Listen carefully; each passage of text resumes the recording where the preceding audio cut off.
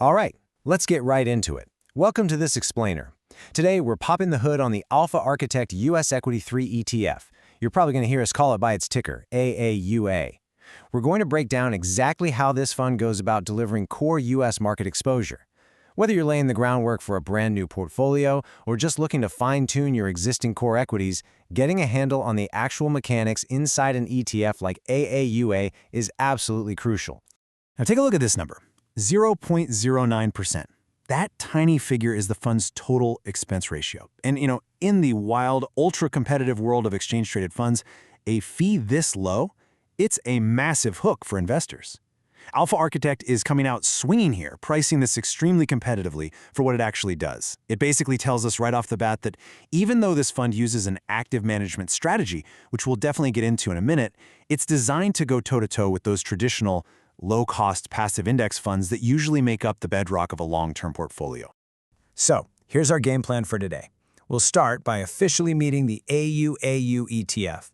Then we'll define what core U.S. equity actually means here. After that, we'll unpack their dividend timing strategy, take a quick look inside the actual portfolio, and wrap things up with the risks and trading realities. All right, Section 1.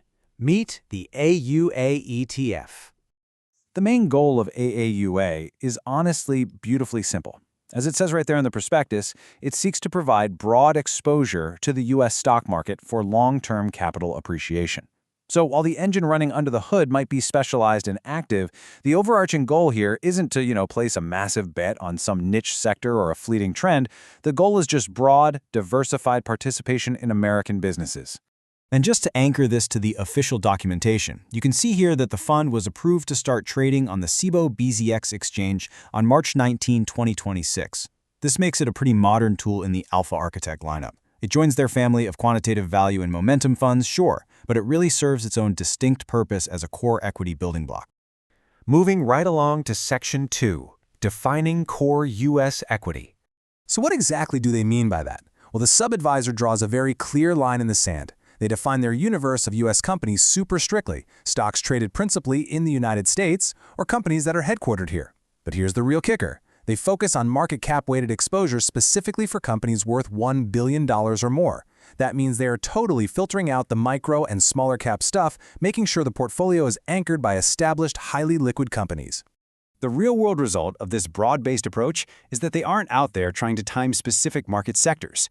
They're mixing together both value and growth styles, which is exactly why you'll see financial platforms slot AUSA right into the large blend category. To actually pull this off, the portfolio holds a massive basket of over 350 different stocks. So you're not just crossing your fingers on 5 or 6 concentrated bets, you're casting a really wide net across the whole billion-dollar-plus landscape. Okay, let's get into Section 3. The dividend timing strategy. Now, while scooping up all that broad market cap-weighted exposure is job number 1, the fund actually has a very specific, active, secondary goal: minimizing dividend distributions.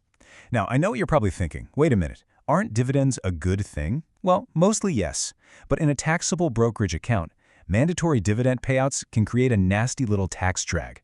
It basically forces you to pay taxes on that income every single year, even if you just automatically reinvest it.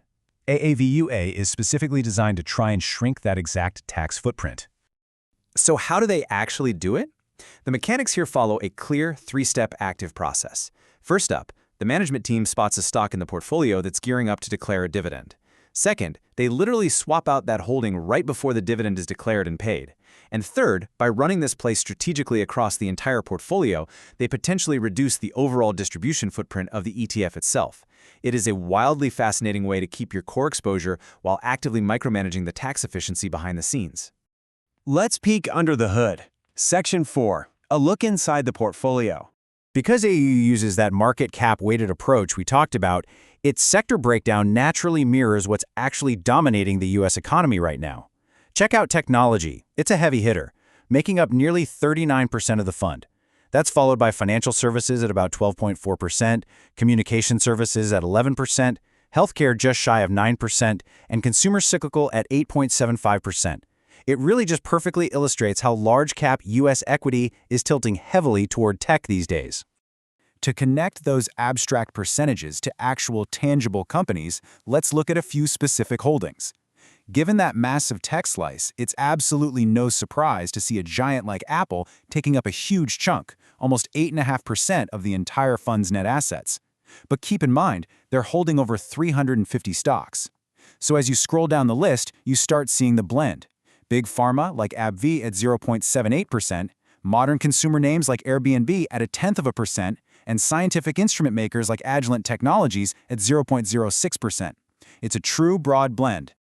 Finally, we arrive at Section 5, Risks and Trading Realities. Like with anything, there is a core trade-off we have to talk about. On the potential benefit side, you're getting broad market exposure for a dirt-cheap 0.09% fee, plus that minimized dividend tax drag.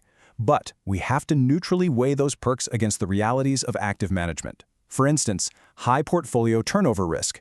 Constantly swapping out stocks to dodge dividends can actually rack up brokerage commissions and trigger short-term capital gains. There's also annual reevaluation risk. Since they reevaluate the universe once a year, big price swings right after a reshuffle could cause performance to drift from the broader market. And of course, general management risk. It's an actively managed fund, which means human execution matters, and the strategy simply might not pan out exactly as intended. So that leaves us with the ultimate question for you to take away from this explainer.